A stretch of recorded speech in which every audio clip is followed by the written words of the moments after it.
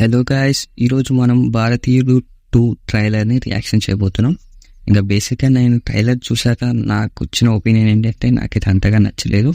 It's just good అనిపించింది. ఎందుకంటే ఒక సాటిస్ఫాక్షన్ లేకుండా పోయింది ఈ ట్రైలర్లో నాకు.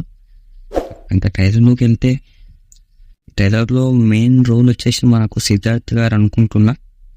సిద్ధార్థ్ గారు ఖచ్చితంగా ఒక రోల్ అయితే ఇంపార్టెన్స్ రోల్ ఉండొచ్చు.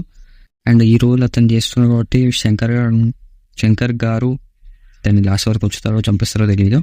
అండ్ ఈ మూవీ మొత్తం ఒక కరప్షన్ బేస్డ్ మూవీ అనుకుంటా.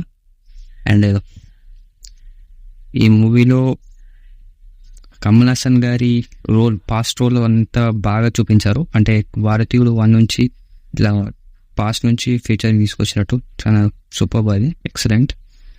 అండ్ మూవీలో కమల్ హాసన్ గారి రోల్స్ చాలా బాగున్నాయి. అంటే ఒక్కొక్క గెటప్ వేసుకుంటూ చూపించిన క్యారెక్టర్ చాలా నాకు సూపర్ అనిపించింది. ఆ క్యారెక్టరైజేషన్స్ కరెక్ట్గా ఫిట్ అయ్యింది కమల్ హాసన్ గారికి. And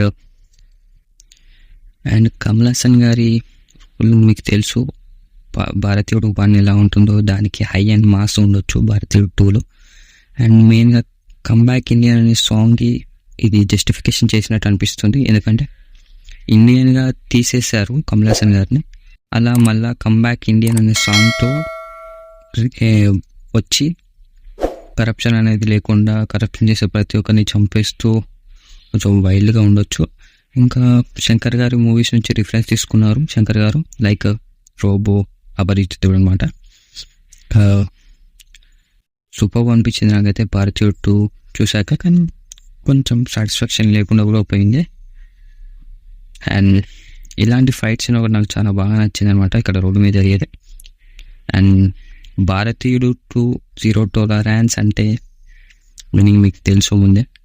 and this is the భారతీయుడు 2 trailer reaction. Thank you guys, please subscribe.